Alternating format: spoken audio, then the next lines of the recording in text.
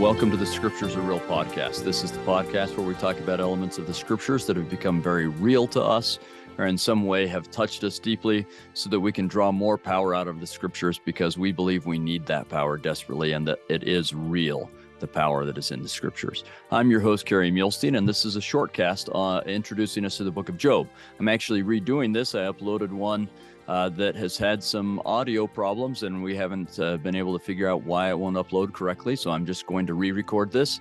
Maybe I'll add a little bit more, and we'll see if we can get this to upload correctly. But this is just an introduction to help you understand some of the background of the book of Job a little bit better.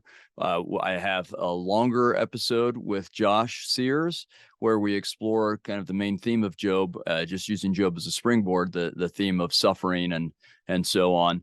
And then, of course, there are other podcasts or my old commentary, Scripture Study Made Simple, that where you can get more in depth on this. But this is just an introductory thing. And we should maybe take a moment to just stop and talk about how we're in a different phase of the Bible now.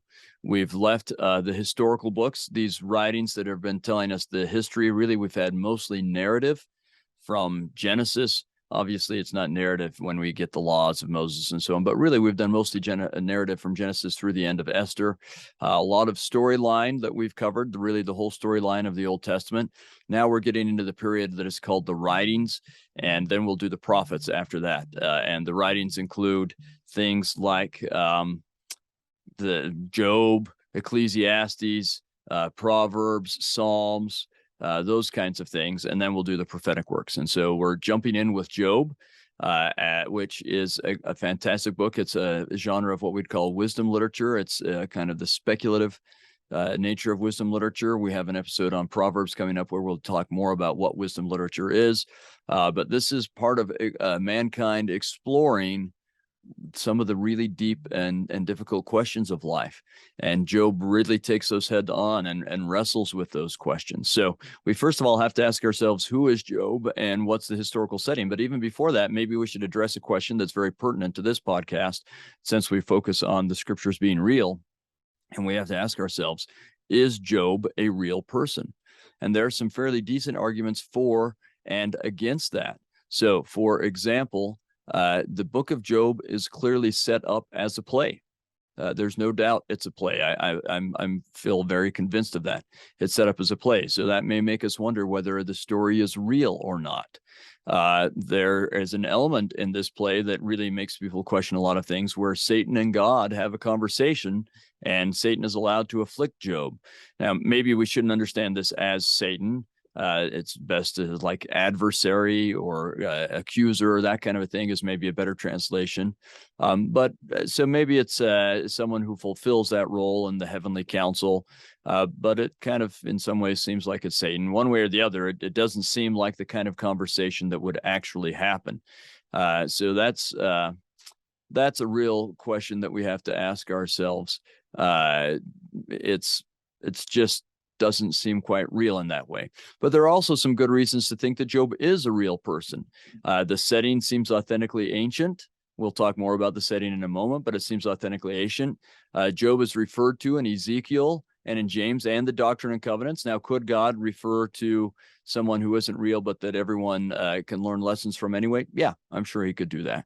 But he's spoken of as if he is real, especially there in the Doctrine and Covenants when Joseph Smith is told he's not yet as Job. Seems like Job is real. It's not conclusive, but it seems like it. And I think that these ideas can actually be reconciled. We're used to historical fiction, right? Or plays about real stories. So you can go to Nauvoo and see plays about Joseph Smith. And they're about things that really happened with some stuff filled in to kind of move the storyline along or to teach lessons. I think it's very possible that this is a play written about a real person and things that really happened, with perhaps some liberties taken to help them explore some of the important issues. So setting up the beginning scene with Satan, because one of the things that the book of Job really tackles is, are we righteous only because God blesses us, or are we righteous anyway, even if it doesn't seem like God is blessing us? And can we believe in God when he's not blessing us the way we expect and the way we want? Can we trust in God during those periods? That's really some of the central questions that are in Job, and that's set up in a literary fashion by this kind of discussion between God and Satan. So the question is that real or not? I don't know. There's some elements of it that may just be a literary work to further the story.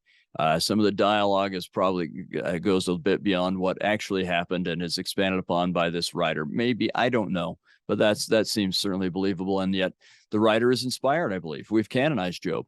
I think that even if some of his friends didn't say some of these things and Job didn't say some exactly that way, that the writer is capturing, if Job is a real person, the writer is capturing the essence of that. And he is inspired and thus canonized, and he's teaching us in an inspired way. And so we should learn from it, and the Spirit will teach us what we need to know and what we need to learn as we do so. So I think those are things that are worth considering. And I don't know for sure that Job is real, but I think so. I think this is a real play about a real person. But that brings up a couple of questions then. What is the setting of Job? And the answer is we don't know. He doesn't seem to be an Israelite. So this could be a story about someone who is not from Israel. We don't even know the time period. There are a couple of things, the way his wealth is measured in terms of animals and livestock and so on, and some of the other kind of cultural things going on makes it seem like this might be from the days of the patriarchs, including how long Job lives and that kind of thing. He might be contemporary with Abraham, Isaac, and Jacob, or at least one of them. That may be his time period, but some people have suggested, we find scholars suggesting that early, and some even just a few centuries before Christ. We really don't know the time period. What's more, we also have to say not only what is the time period of Job, but what is the time period of when this play is written. And it could be hundreds of years, 1,000 years later. We don't know who wrote it. We have no idea. We don't know anything about who wrote it. The Hebrew is a bit different than we find in any of the other books. So it may be someone for whom Hebrew is a second language, or they've got a different dialect, or they're just so much earlier that it's different. We can't tell. So we don't know a lot about how we get the story. Let's look at a couple of the main themes. As I said, Josh and I will explore the themes, but only touching lightly on Job. So let's look at a couple things. What kind of a man is Job? Well, he's described as being perfect in his generation, and that's a phrase we've explored a couple of times here on this podcast, where we think about that being someone who's described as being completed and having a covenant context, and the grace of God having an effect in there. He's upright, meaning he keeps his covenant the way he should. He's a good family man. He's just a good man, right? We have some questions about, what does Job suffer? Well, he loses everything possession-wise. He loses everything. And then he starts to endure physical afflictions of all kinds. He has boils, and he's afflicted by boils and other things so much that his face is disfigured beyond recognition. People can't tell who he is. His boils get so infected and his other sores that he gets worms and maggots in them. Because of all this going on, his breath and his body odor is so bad that people hate to be around him. Even the other outcasts can't stand to be around him. He's an outcast among outcasts, and he lives in a refuse heap with those outcasts and lepers, but they stay away from him. He starts to have terrible nightmares. So often when you are having physical affliction, your one source of relief is to sleep, but it's not a source of relief for Job, because when he's asleep, he has these terrible nightmares. He loses all social standing.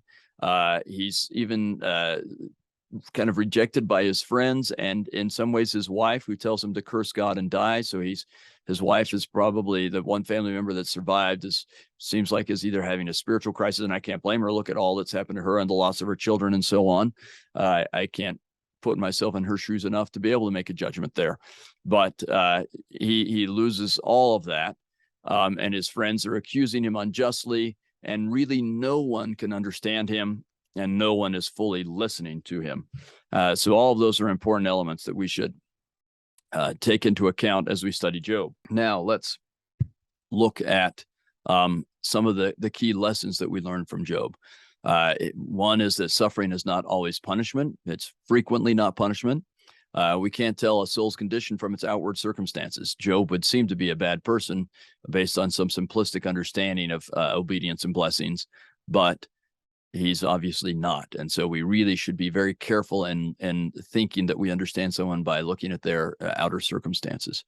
And we should also recognize that when we make a covenant and we keep that covenant and we're promised blessings and protection, that doesn't always mean right now or all the time. That's an eventual thing in many ways. I'd also like to address, how does Job exemplify faith? And we'll use the lectures on faith, their definition of faith unto salvation. You have to be able to believe that God exists. You have to have a correct idea of his attributes and characteristics, and you have to know that your life is in accord with God's will. And we see that with Job. Even when suffering happens and he's accused unjustly, he believes that God exists, and he believes that God is loving and will redeem him. And he attests again and again that his life is in accord with God's will. And he is willing to sacrifice everything to have faith. Now, he doesn't choose to sacrifice it, but he accepts the sacrifice. We'll talk about that a little bit more as we go along. And it's important to understand, like Elder Maxwell, for example, taught that there are different reasons we suffer. Sometimes we do suffer as a consequence of sins or mistakes that we make. Sometimes we suffer just because we live in a fallen world, and the world has stuff happen to it. Our bodies are fallen and they have stuff happen to it, and there are fallen beings around us that do things to us. And some suffering is from God to help us to learn and grow. In the end, we don't really need to figure out why we have our suffering. We just need to learn and grow from it. That's really the key. Let's also talk just a little bit about how the book of Job is set up. We have kind of an introduction, a long body where there are arguments developed in an extended way, and then we have a resolution at the end. And much of this focuses on people accusing Job of having done poorly, and that's why he's suffering, or that God is unfair and Job should curse God and die. And Job repeatedly says that neither of those are the case, and that God is given and he'll take away, and that we should bless God and be faithful to God nonetheless. But Job does start to also build a case, kind of to ask God to come down and explain it to him. And he keeps asking to be heard, and he builds this argument again and again and again. Why is God not coming and giving me answers as to why I'm suffering? And that's often the most difficult thing, to not know why. If you can't get a diagnosis, that's terrible. If you can't, you don't know what's going on with you and you don't know why it's happening, that's real pain, right? And Job is building this up, and finally God does come and he answers Job's question to begin with. He just, and I addressed this in the interview with Josh, and so I'll just suggest you go and listen to that. But to begin with, God just makes sure to remind Job the difference between himself and Job. And then eventually he says, okay, but Job, you were right in everything you were saying and doing. And so there's some fantastic lessons we can learn from Job. I hope that you will learn these lessons, and you'll learn a different lesson depending upon what's going on in your life, and different stages of life, different things will jump out to you. But there are some really powerful things we can learn from the book of Job.